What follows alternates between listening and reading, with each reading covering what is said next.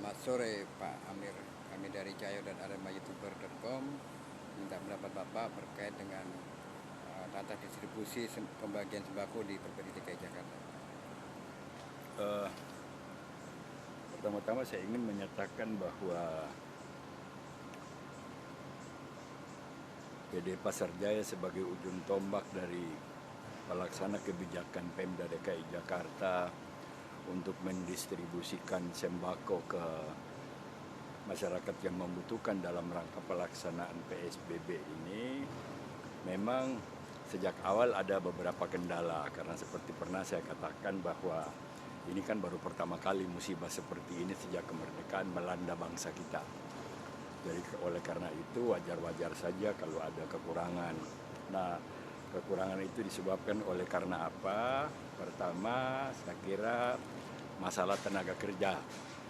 Artinya untuk mempersiapkan paket sembako yang jumlahnya itu mencapai 1.194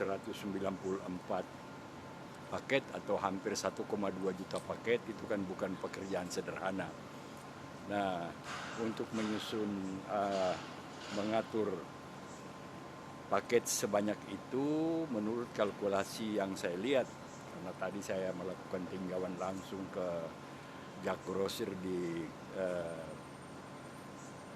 Jakarta Timur, itu saya melihat bahwa untuk mempersiapkan paket sebanyak hampir 1,2 juta itu dalam waktu 14 hari masa PSBB tahap pertama ini paling tidak dibutuhkan 3.000 tenaga kerja. Nah, sejauh ini sejak awal program ini diinstruksikan oleh Gubernur DKI Jakarta, Perumda Pasar Jaya hanya bisa mengkonsolidasikan 1.500 tenaga kerja. Oleh karena itu diperlukan tambahan 1.500 tenaga kerja lagi. Jadi kendala pertama itu yang dari mungkin minggu pertama sudah bisa diatasi, sehingga sampai sekarang Perumda Pasar Jaya sudah punya 3.000 tenaga kerja, yang 1.500 adalah tenaga kerja internal, sementara yang 1.500 lagi diambil dari luar. Ada dari unsur masyarakat, ada dari unsur RT RW dan lain sebagainya, yang diambil dari kelurahan-kelurahan, di mana mereka mendapat honor itu satu hari 100.000. Berarti untuk membiayai 1.500 tenaga kerja yang bukan pegawai Pasar Jaya ini, tiap hari PD Pasar Jaya harus mengeluarkan sebesar 150 juta rupiah. Nah, ini juga masalah yang dihadapi oleh PD Pasar Jaya yang dari tahap awal sudah selesai. Nah, oleh karena itu maka kita lihat bahwa bila pada minggu pertama, pada hari pertama, hari kedua, hari ketiga ada kendala, maka kendala itu sudah diatasi, dan alhamdulillah sampai dengan hari ini tanggal 22 April 2020 itu PD Pasar Jaya sudah mendistribusikan sekitar 910.000 paket. Atau dengan kata lain sudah berjumlah 84,8% dari total 1,2 juta paket tadi. Nah, itulah yang sekarang sedang dikerjakan, sehingga saya kira barangkali sampai dengan hari Jumat lusa, hari terakhir dari PSBB tahap pertama ini, barangkali PD Pasar Jaya sudah bisa merampungkan tugasnya untuk mendistribusikan sebanyak 1.194 paket sembako untuk masyarakat yang membutuhkan. Terkait anggaran Pak, ini anggarannya diambil dari APBD atau bantuan dari pemerintah pusat?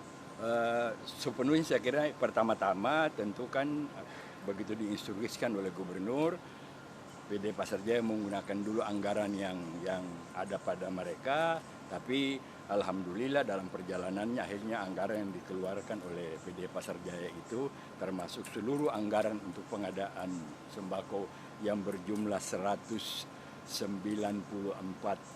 paket ini itu dialokasikan dari anggaran APBD, dan alhamdulillah menurut Direktur Utama Perumda Pasar Jaya tadi ketika saya tanyakan mengenai masalah pembiayaan, tidak ada lagi masalah karena semuanya sudah diselesaikan oleh Pemda DKI Jakarta, malahan lebih dari itu Pasar Jaya sudah siap andai kata besok atau lusa Pak Gubernur menginstruksikan lagi bahwa perlu ada PSBB tahapan kedua, maka PD Pasar Jaya sudah siap untuk melaksanakan tugas itu berdasarkan pengalaman kerja selama 2 minggu ini.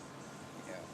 Oke Pak, jadi total dari paket itu apa aja Pak? Dan berapa jumlahnya Pak? Masing-masing paket itu kan isinya adalah beras 5 kg,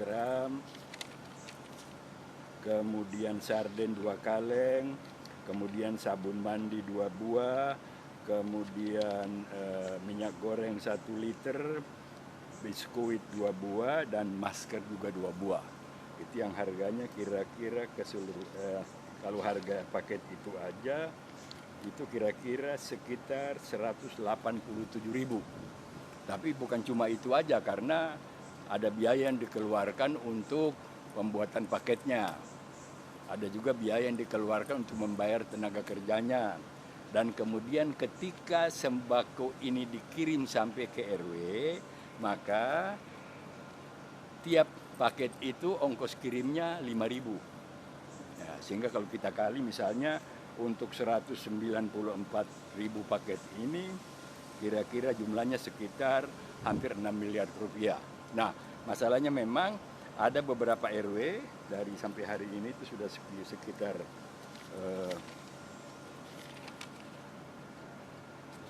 1.569 RW ya, dari 2.200 RW lebih di Jakarta ini, sudah 1.569 RW yang di ini.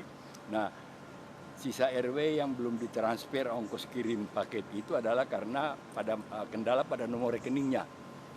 Nah, tapi kalau nomor rekeningnya tidak bermasalah, mungkin karena kekeliruan dalam mengetik, ada salah nomor, salah angka, sehingga akhirnya mengganggu pengiriman itu. Tapi sepanjang nomor rekeningnya benar, maka semua transfer dana lewat Bank DKI untuk keperluan ongkos pengangkutan masing-masing paket dari RW ke rumah para penerima sebesar 5.000 untuk masing-masing paket itu tidak akan menjadi kendala.